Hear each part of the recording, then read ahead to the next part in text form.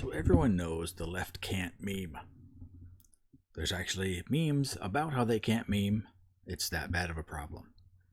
So I came across one the other day that may be the dumbest meme I've ever seen. Or it could be the dumbest meme that's ever been made in the history of memes. And there's one last possibility. It could be too smart for me and I can't figure it out. Let's take a look at it, let's break it down, and let's see if we can solve this mystery. So what we've got here is you've got a picture of two people. One is David Hogg. He's the guy from Parkland. We'll get into him in a minute. And then there's another person. I'm going to guess she identifies as a female. Shaved head, rather militant looking. And there's some text. The best way to stop a bad guy with a gun is 75.4 million millennials with a vote. Jenna Bloom, author. Okay, now right off the top of my head, this is gibberish. But we're going to dig into it and see what we can see. First off, we got David Hogg. Now, he was the guy that was kind of associated with the Parkland school shooting down in Florida. Now, he wasn't there that day, and we're not so sure if he was actually enrolled as a student when this happened.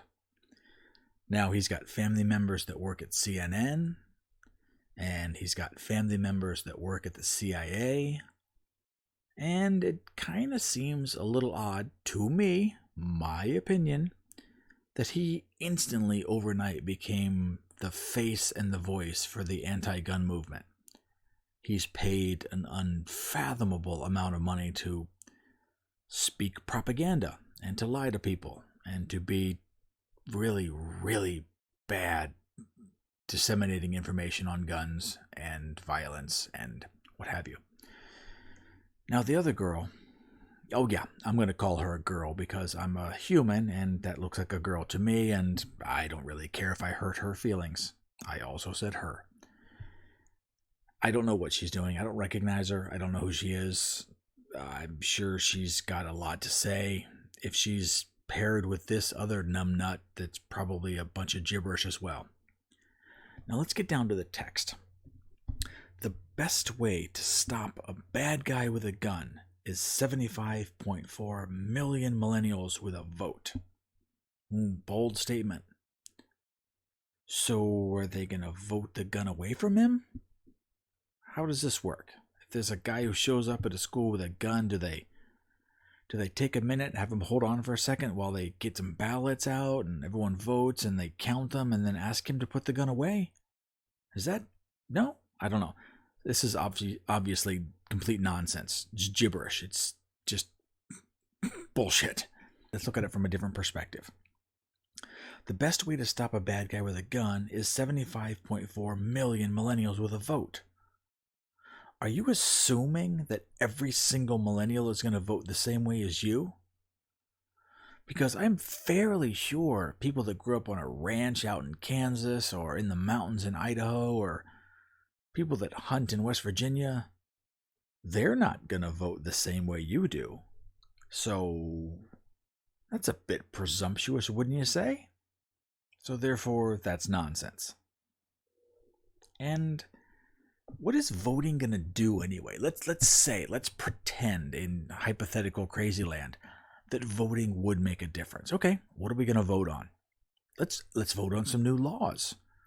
Let's take this up a step. Let's make this as hypothetically insane as possible. Let's say they all voted to make, what can I think of? Something crazy. Oh, let's say they vote to make murder illegal. Well, I'm sure a lot of people would vote for that. Boom, murder is illegal now. Did that solve any problems?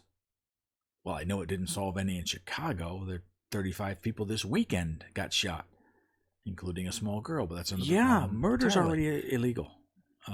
Bringing a gun to school is already illegal. Shooting people is already illegal, etc., etc. Okay, so none of this makes any sense at all. This is just nonsense. Maybe I'm looking too much into it. Okay, let's go back to the other thing. There's a little bit of text right next to bald girl. It says Occupy Democrats. Occupy Democrats. What does that mean? Now, there was another time where they used the word occupy, and to the best of my knowledge, this is where the Occupy movement started. It was Occupy Wall Street. And what happened was a group of people that disagreed with the big banks and the financial structures, they went to Wall Street and they occupied an area near them so they could protest. Everybody agrees with that, right? Occupy Wall Street? Now, Occupy Democrats, does this mean that people disagree with Democrats and they want to get near a Democrat facility and protest them? How the hell does that make any sense at all? What are they occupying and... Wait, what? Okay, here's another example of how this is the dumbest meme ever.